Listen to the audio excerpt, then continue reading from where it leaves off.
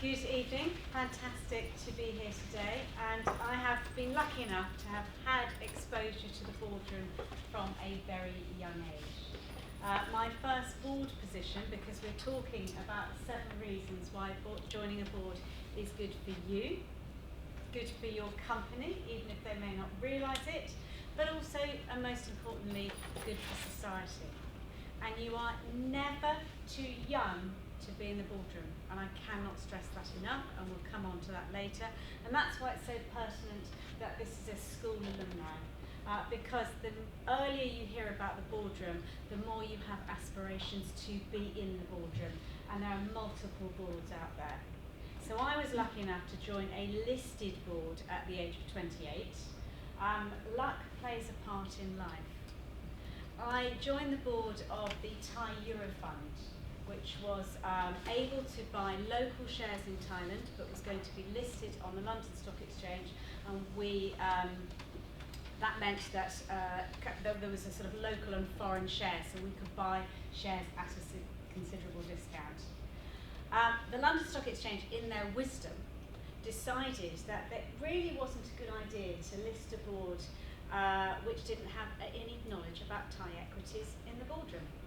So they told the board that they really ought to have somebody with Thai equity knowledge, and they thought, oh right, fine, where do you find that from? And there was only 2 in London to choose from. And we were both 28. And I was lucky enough to be selected. Did they want me? No. Did I know what I was doing? No. Did I learn on the job like they did? Yes. Most people learn about the boardroom from experience. You can get a certificate if you like, and they are fantastic. The FTSE NED certificate is very good, I hear. So is the Institute of Directors one. It costs you thousands and it won't get you a board position. But it will make you feel better. That's assuming you can afford it. And I don't think joining a board should be about money. Yes, we want to be paid to be on a board. We were just having that conversation, weren't we, Alison? Forgive me. Right too. I've knocked through that.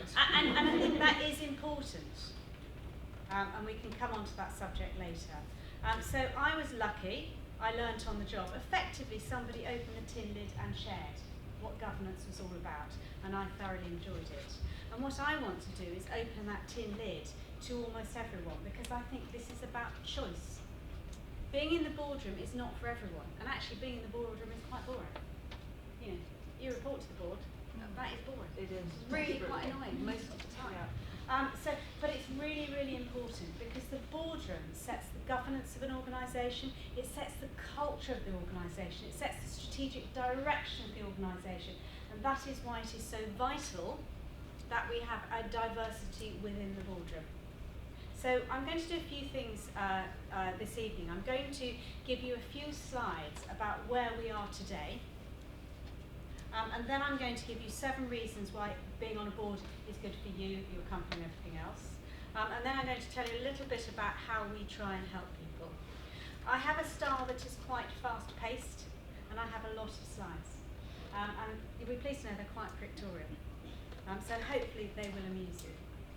This is the organisation that I work for, or I run, I founded in the UK, called Women on Boards UK. You'll be pleased to know that despite our brand name, and I don't know the gentleman's name, what is your name? Hi, Robert. Robert, you're pleased to know that we are genuinely transparent and open to all. But I do appreciate, Robert, that our brand name might not appear that way. I get it. In fact, I've just had an email from somebody from UBS, a gentleman who we just helped get on one of the JP Morgan Russian funds. So that's proof, and I can send you more images if you like. But basically, you will probably be aware, the organisation that I run was founded in Australia, actually formally in 2006, but informally in 2000. And it was formed because of a complaint from the International Olympic Committee about the lack of women on Australian sports boards. Now, given they were sub 15%, it was quite shocking that they were dared to complain. It just showed you the extent of how bad it was. And the great thing about Australia, is anybody Australian in the room? There's no such thing as unconscious bias in Australia, because it's conscious, very obvious, and therefore we can deal with it. And they had various initiatives to deal with that. And 2 women, Ruth Mead and Claire Braund, who set up this organisation, ran around Australia like you do, having women on boards events, chat. And then 2006, they said, we haven't got anywhere. This is nothing. What do we do? And then said, what we really need is transparent access to board vacancies. So they set up a website because the internet was coming around, and they said that we need to get access to board vacancies, but we also need to do more than that. We actually need to give people a pathway, your own unique pathway, because you're all absolutely different, and age plays a part in it. There's different boards for different people, different backgrounds. We need to give them that pathway. Now, I met Claire, who founded this organisation in 2011, when our government, in their wisdom, decided that they were a bit concerned about the lack of women on FTSE 100 boards. They were around 12% at the time. And the European Union, let's not get into that debate at the moment, please. The European Union decided that they were going to potentially force quotas. Now, nobody likes being told what to do. So as a consequence of that, the British government, along with the 30% club, women on boards, and to us to an extent, have micromanaged 100 companies, and we've got to 30%. It's great, isn't it? We've also micromanaged the FTSE 250, and we've also got to 100%. Even better, whip-de-flipping frigging do.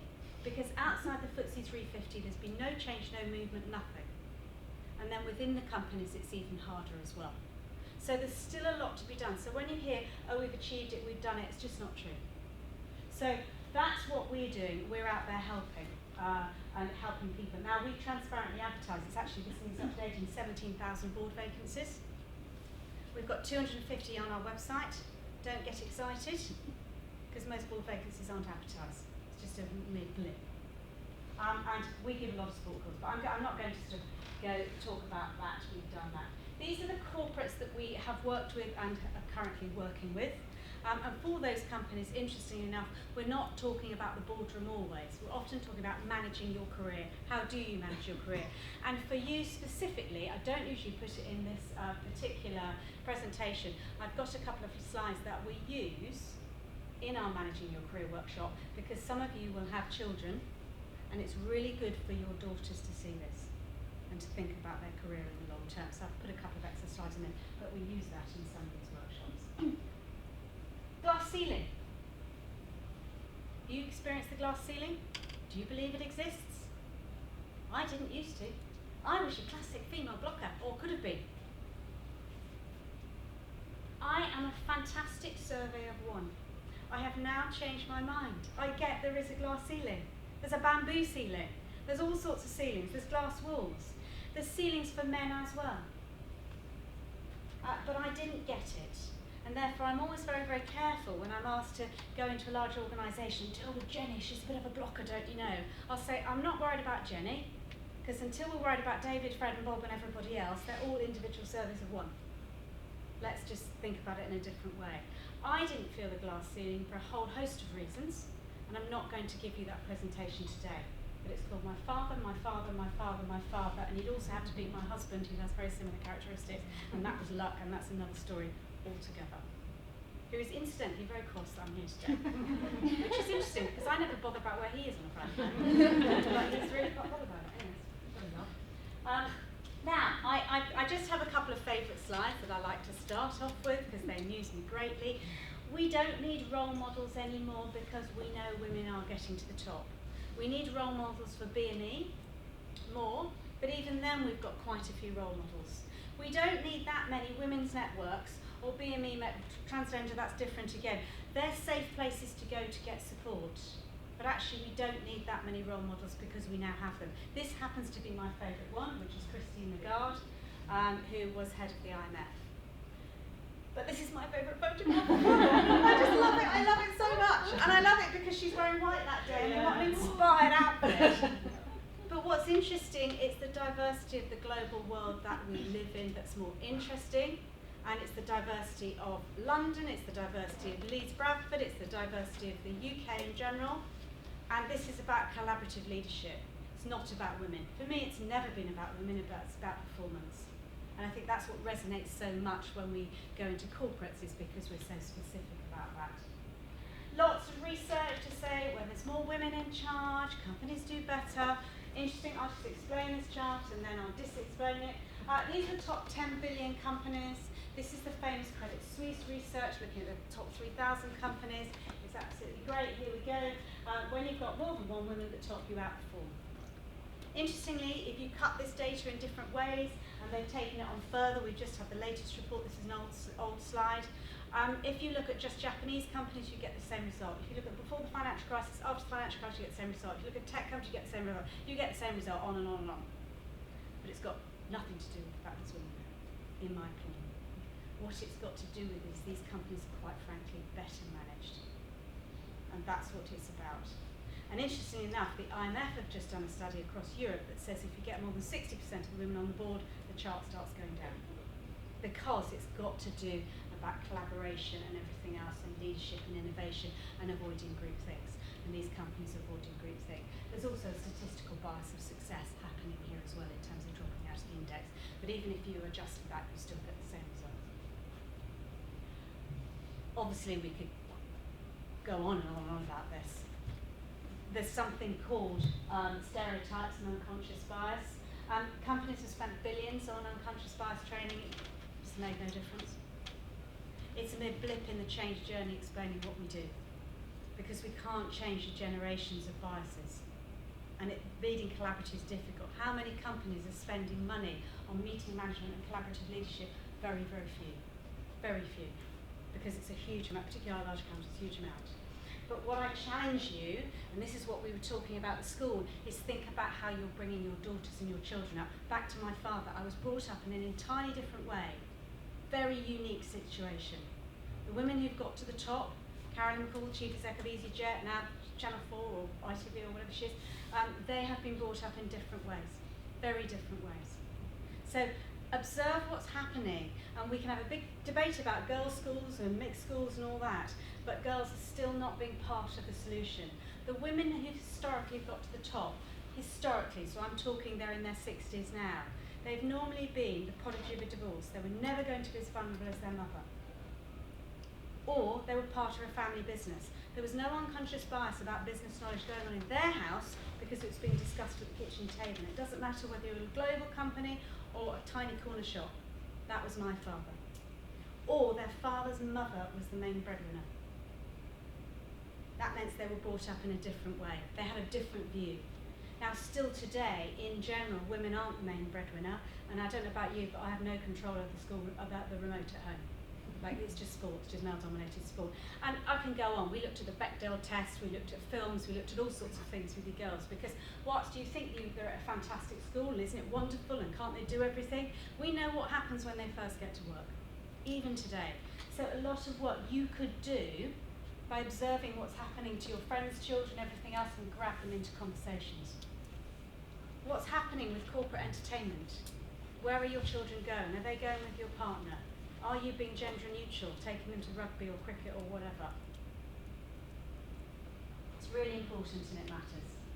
Now, we had this picture up for the girls because when you go into the schools, it's just such a fun. You say, oh, it's a lovely babe, isn't it wonderful? Right, what's in your head right now? Number 1, it's not an illness. Number 2 to make it. Talk to us later if you don't know how. Number 3, 2 to bring it up. What is in your head right now? And they freeze. They freeze. You play that with boys and they laugh. That's quite an interesting issue. Now, here are a couple of the slides that we use in our Managing Your Career workshops. And this is just a complex slide, and I haven't even changed it for the copying it into here today. If you want to go places, you need to know who you are. It's a continuous relearning process. You need to know where you're going and how you're going to get there, and what you need to do. What are you short of? That's what really ambitious people do. And we know from the Lean In books and all that sort of stuff with Sheryl Sandberg, if you haven't read those, it's that baby that stops us thinking through because we've got no idea at all how we're going to deal with it. So my conversation, because companies can't talk about the baby because they might get sued for it, well, I can talk about anything I like. And sue me if they want to, just try it. What we say to them is ignore the fact that you're having a baby. Millions of people have done it, it's not difficult. Sadly, we still have to do it ourselves, but hey, well, but you're in luck there. Well, maybe not, new science, new technology, you know. So what we're saying is ignore it, because if you keep thinking about it, you stop your future planning. Deal with the current situation. Now, what we can't do is work out who they're married and who their partner is, and that's where my husband comes in, because little did I know when I married him that his mother was the main breadwinner. I didn't realise that he had a similar philosophy. So when I had a kid, I went, oh shit, what do we do with this? Now fortunately I had a job which I really was worth juggling for, but it never occurred to me it was me that had to step down. And it never occurred to my husband as well, even though there is something going on again because he's still pissed off about me. We need to get people over this. Life is tough. It is no longer the case that it's easy for men and merit. There's much more of a work thing going out here, but life is tough. So we need to get over, discussing that and being aware of things like that.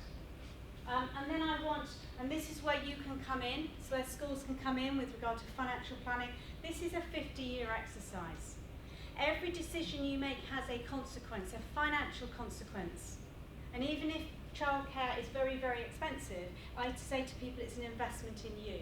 Whether you wish to work or don't wish to work, I don't care because it's your life. Nobody should tell you what to do. For all the companies I work with, I say I don't work for you, the company.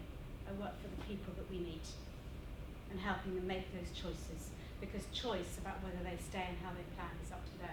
But I want women to realise the financial consequences. I'm doing a talk at Fidelity in a couple of weeks' time with a new corporate member because they're looking at where they can educate younger women about financial planning.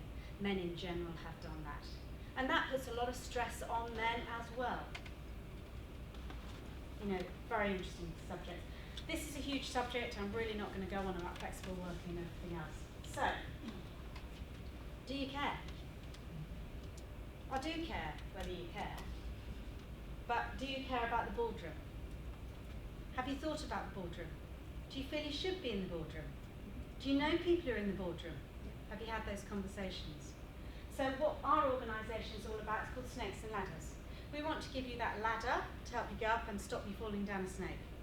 So that we're just that support structure to try and help you. But I did say that we're going to give you 7 reasons why you might want to think about it. So reason 1, it's a point of difference on your CV. Now I don't know whether you know Catherine Garrett-Cox. She was Chief Executive of FTSE 100, which was an investment trust, and she was also on the board of Deutsche Bank, which I thought was extraordinary because she doesn't even speak German. She says that's really cool. And basically, for her, from a very young age, she went on a charity board in the city.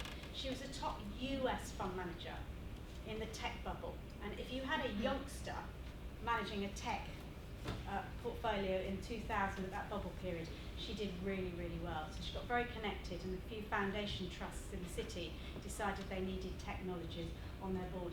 So for her, it's a point of difference in her CV. She's very, very good at managing up. Too many women and minorities feel they have to work hard to get noticed and they feel more vulnerable, but she was good at that. So if you have 2 candidates going up for promotion, one's had a board position and one hasn't, who do you think is going to sound like a different candidate? Had different experiences. So that's just one reason. If you join a board, it allows you to develop your career and leadership skills. You are floating at the top of an organisation, possibly way before the time you can float on that organisation within your day job. A lot of the people that we meet at JP Morgan, the Canary Wharf companies, they're on trading floors. They've got their heads down so much, they're just never looking up. And some of them, they might be earning a lot of money, but they're pretty miserable. They've almost had enough. JP Morgan's running around like headless chickens. We can't lose any more women. Our data, we mustn't lose them. And so they're thinking, what can we do? And actually they're saying to some of them, actually, why don't we put you on an external board in society to enrich you? And what they're finding is they're getting managerial experience, which they're not getting on the trading desk. So you might be in that situation. Now this is Angela Henderson. She's now a portfolio net. She's got a number of board positions, a new one this week, which is good news. We met her when she was working for Deutsche Bank or Barclays, but she was pretty frustrated because she was doing something rather dreadful, and that is working flexibly, 4 days a week. She had 2 young children, she's had 3 young children, and she thought that other people were being promoted even though she was the highest revenue earner on the desk, and she felt she had a good leadership style. So in her frustration, we said to her, well, if you're not going to leave, Angela, and you're that frustrated, why don't you think about joining a local community board to get your community stripes? So what she did was wander into Chelsea and Westminster Hospital on a charity night and speak to a couple of the non-execs, and she became a governor. Now at that time I didn't realise that you could be a governor of a hospital, but the main board is here, and the main board, who are the non-execs being paid, report to those governors. So I didn't know about that. So the duties and responsibilities weren't huge. But I don't know about you, but I didn't know it wasn't like the proper board. Very good on her CV anyway. And then she became chair of their charitable foundation, and she didn't know how good she was until she got out of that company. She hadn't got a sense, and she got a sense of governance. She got a sense of sort of finance within her tiny little sort of charity portfolio area. So she learned a heck of a lot. And that enabled her to leave her company. But what was even better, she's now a non-executive director of Credit Suisse Asset Management. So she leapfrogged her boss by this position. She leapfrogged her boss's boss and her boss's boss at a different organisation as a portfolio head. Now, young to do it, extraordinary, really, really good. And you know, she just absolutely loved it. There was an organisation who was brave enough to transparently advertise that board position on our website. That's how she found out about it. Credit Suisse were corporate members, so that helped. But as luck would have it, she used to work with the chief exec. Many years ago as a graduate trainee, she didn't realise that. That also helped, because it's quite hard to get a position as a newbie coming in. So that's reason 2. Does that resonate with anybody? Have a think about it. Reason 3. When your jobs today are so specific in area, you know, you get stuck in a department, stuck in a division, and sometimes it's really nice to learn something else. So if you go onto a board, you will learn about a new industry maybe. This is me. I was on the board of Fight for Sight, which is a medical research charity. So we give grants to understand why people are going blind. Very interesting time with genetics at the moment to actually reverse blindness. And it's a relatively big charity, but actually quite small if you think about it. Its income is about 5 million a year, balance sheet about 20 million, and we're shuffling grants. And so we're managing cash, but we're not given donations to manage money and make money, but we have to oversee our asset manager. So I joined the board of this organisation when I launched Women on Boards. And I only did it because I thought it would be a bit embarrassing to be funny women on boards and I've got a board position on the shit. I'm too sorry about that. So I rang up this organisation, and you can do this. And I said to the chief exec, my father has a genetic eye condition, he will be going blind. My great aunt's blind, and I have that same genetic condition. It comes on much later in life, fortunately, so I can see you all at the moment, it's okay. So I care about this sector. I noticed that you've got a large asset management portfolio, but you don't have a current active any trustee that has active investment experience. May I join your board? And she just said, oh, I like that idea. I now don't know, I like that idea. So she said, well, would you come to a couple of our events, our fundraising events? And again, luck plays a part in life. I shoot, and they had a clay pigeon shoot. So I thought, well, I want to get noticed, so I took an Olympic shot with us, and we won the charity shoot. But that got me to meet the chair, all the other non-execs, and just got them familiar with who I was. And it took about 6 months of familiarisation, being at events, showing I was here before I joined that board. But what I didn't expect when I joined that board, and I did sit there, thinking, oh God, I don't know what's going on here, and all the language of the balance sheet was different to what I was used to.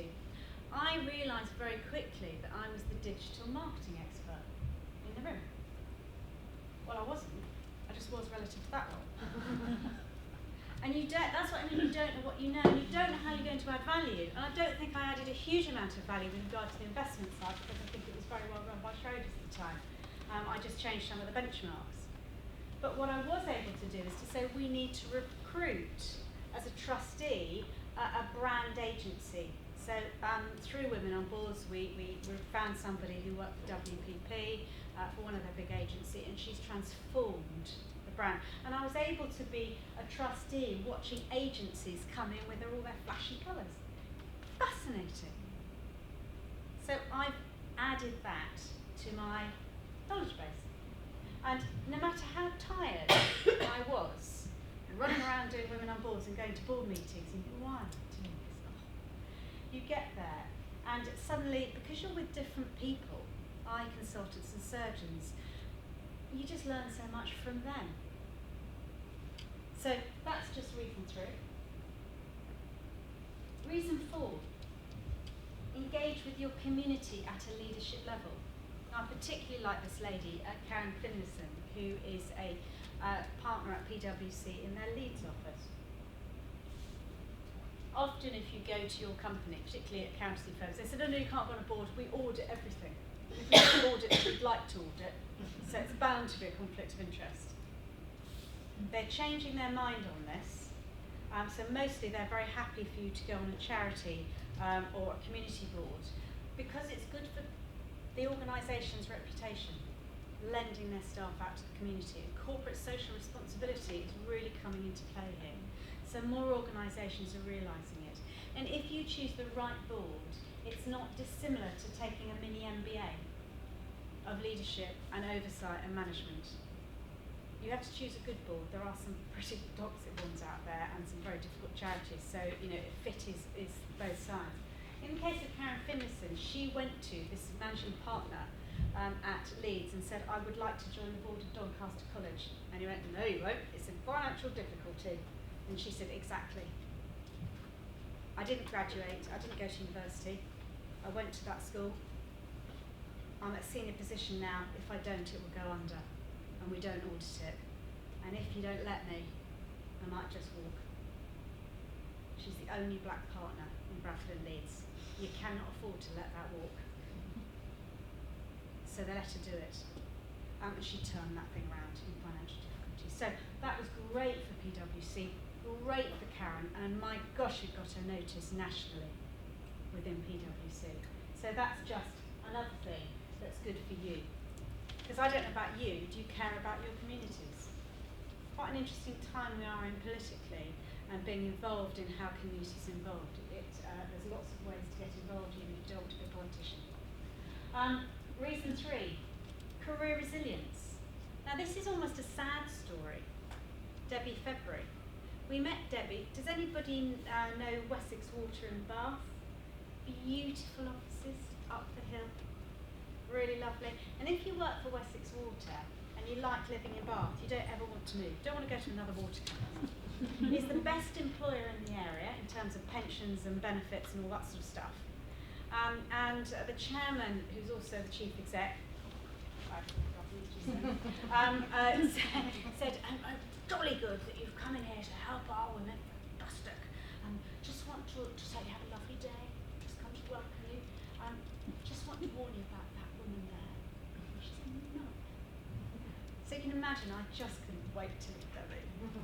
And actually, when we met Debbie, it was very obvious when she told me a bit of her background. She really was a high-powered executive, but there was no room for her. And you can't fire people above who are doing a good job, and if they're not prepared to leave because they like Bath as well, and you're not prepared to leave because you like Bath as well, or your husband or whatever works there, you get stuck. And she was like in a straitjacket, so she was running around almost punching the donuts out of people. So we said, Debbie, relax. Why don't you offer your services to the local academy trust? Never thought about it. And now she's calmed down, she's enriched, and she's loved every minute of it. It hasn't always been fantastic. And how great for Wessex, biggest employer in the area, helping out their local academy trust. So you might feel frustrated in your career, you might feel you're not getting anywhere. I know it's a CV differentiator and all that risk, but maybe you're not doing it for that. You just want to do something different. Reason 6, possibly my most favourite. Andrew Thin. We met Andrew in Edinburgh because as an organisation we do not do things just in London because that is too easy. There are women and men and communities right across the UK, and the last thing our London national boards is a load of people in this area. We need diversity of all forms. It's not just women. So Andrew decided to take a career break. And now he was juggling, so he took a step down from full-time because he had children. And it's one of those difficult dual-income families. How do you get it quite right? So what Andrew Finn decided to do, his first board position was the mother and baby toddler group. He is now one of the top Scottish governing NEDs.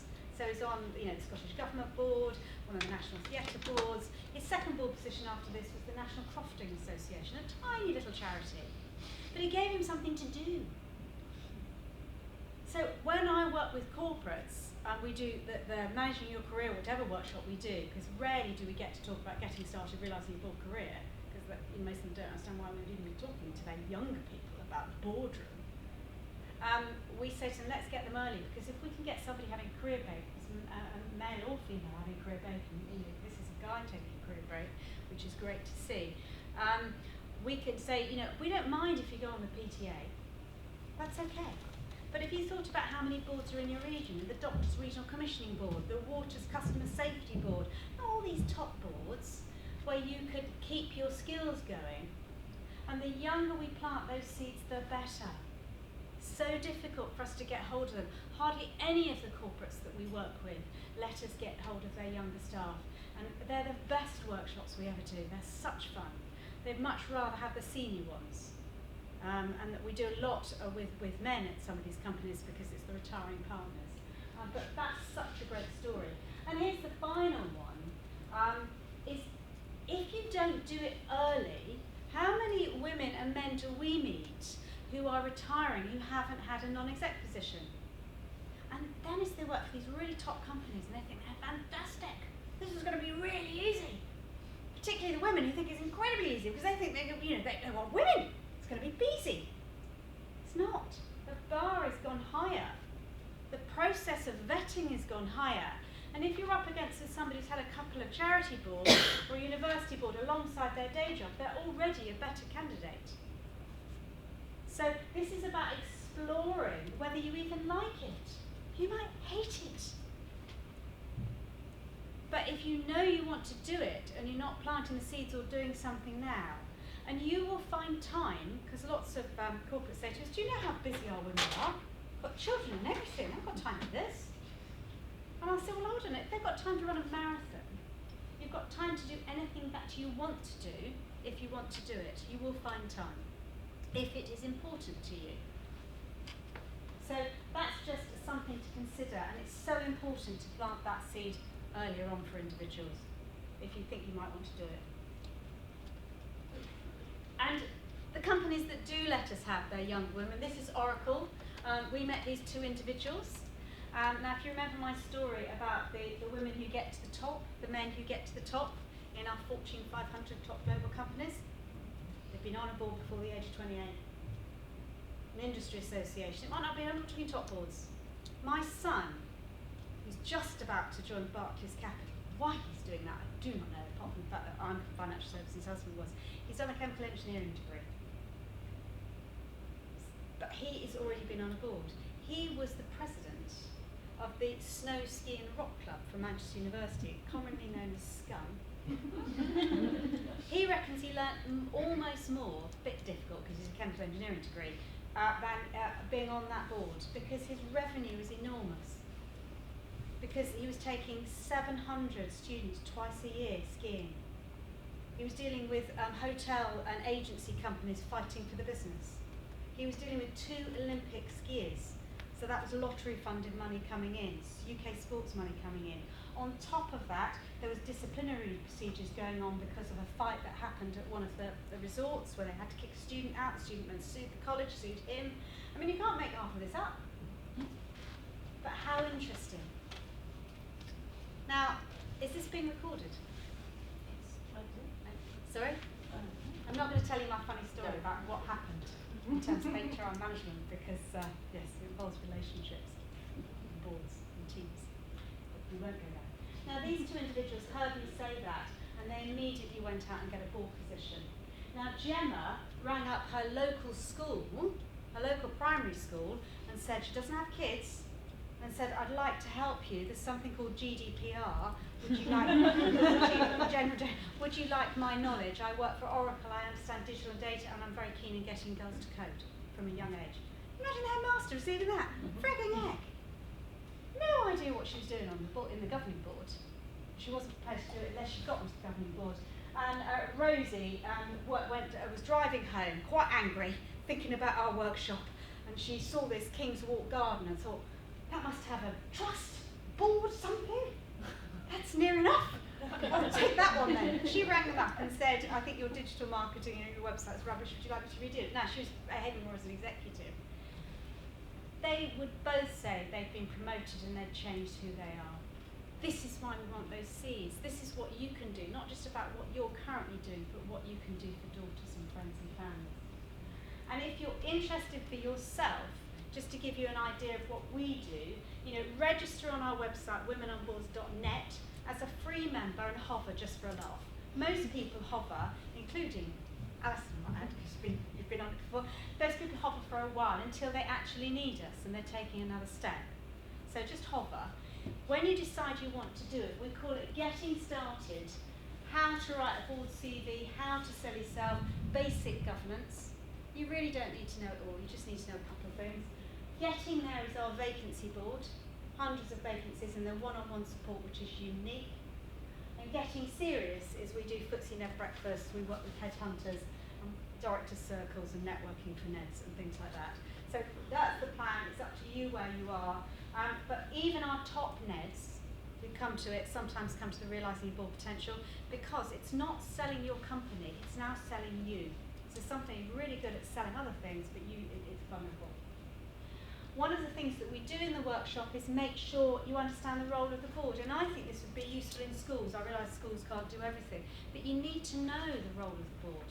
You're there to look after your stakeholders, whoever they are. You have to understand who your stakeholders are, because the buck stops with you. You're in a position of trust. Now, it's a lot more complicated than that. I'm not going to talk about insolvency and all that sort of stuff, but you don't need to know everything. You need to know what you know and what you don't know. Remember, the last thing that British cycling needs is a load of cyclists. The last thing any board needs is a load of accountants. It's a skills fit. That's assuming the board knows what they're doing. One of the things that we specialise in is making it simple. The KISS principle. You can read all the governance you like, but boards actually only do two things. Performance, strategy and stargazing, and conformance, which is grounding and abiding by the law, of which there's lots of laws and stuff. The question is, when you're saying how you add value to my board, where do you add value most, and stop trying to pretend you can do everything? I mean, maybe you can, maybe you are completely marvellous. But we've got quite a short attention span, and we just want to know you can do X, because we've already got Y. So that's what we specialise in. We also talk about the dynamics of the boardroom, because the real dynamics of the boardroom is people. Really hard. The tortuous environment of collective decisions. So when you're being interviewed, it's fit. And we've got to move away from do we like you and are you like us? Because that's the tough one. Then you've got to write a CV. Our advice is rip up your executive CV and start with a clean sheet of paper. A lot more complex than that, but that's vital that you do. We then look at all the opportunities. Third sector, public sector, private sector, prison monitoring boards. We've got a 32-year-old who's got the keys to Pentonville Prison. Utter respect. Reporting to the Secretary of State on the stand of that prison. And if I listen to people talking about their board positions, I don't want the great and the good telling me about FTSE boards. It mostly puts people off. Because it's actually just told us we're all not good enough. Well, that's not good enough. So it's about all the sectors, and we talk about those and the various skills that you need. That's our vacancy board, that's what it looks like. I've just talked about that. Webinars. We do success story webinars, well worth listening to. If any of you want to do well, can you listen to Professor Jose Luis Alvarez, who is INSEAD, who's doing something on power, influence, and corporate politics. Fascinating. Because this business about you need advocates and you need this, so yes, of course you do, but you don't just go out and ask for it. You give presents. you engage, it's relationships, it's very complex, and the boardroom is complex, and the dynamics of the boardroom is complex. Monica Cheddar, she is the Vice Chair of Queen Mary's University. Got her first rejection when she first applied. Very interesting how she pulled herself together and pulled it off. But don't you just love her comment?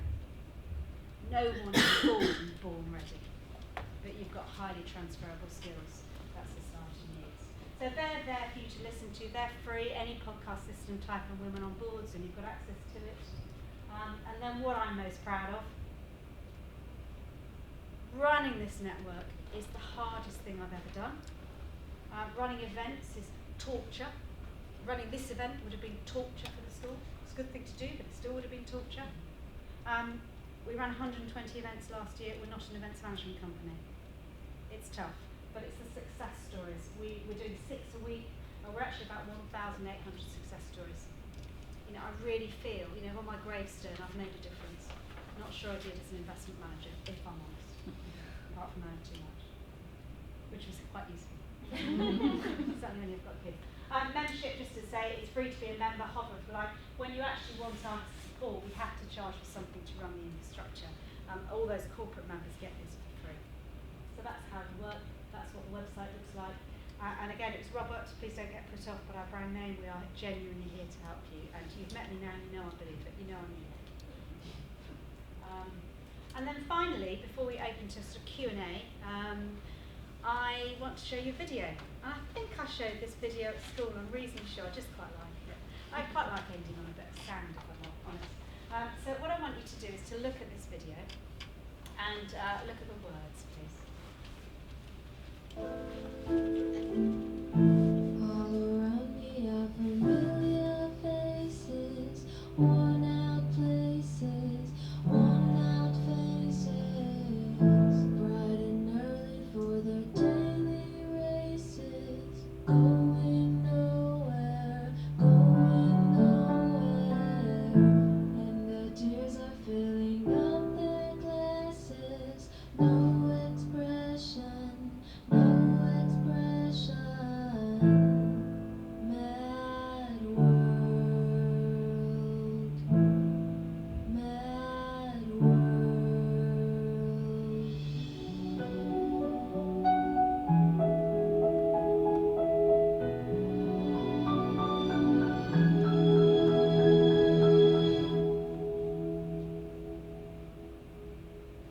And that's the message to the girls that attend this school. And they didn't find it amusing that I breached all copyrights, but I really don't think Pantene would mind, given that it is an advert. But there's some great adverts today. So that's just a little bit from me. I hope I planted seeds tonight. I hope you will be my private army, planting further seeds. It's so important. It's so exciting, the world today, not just for young girls, not just for women today, but for men as well. Because my job, and I have a bit of a relationship with Camford School, which is where my children went to do, have they and are they creating the collaborative leaders of the future that are going to do well? Because in a complex global world, that's what we need. So thank you very much.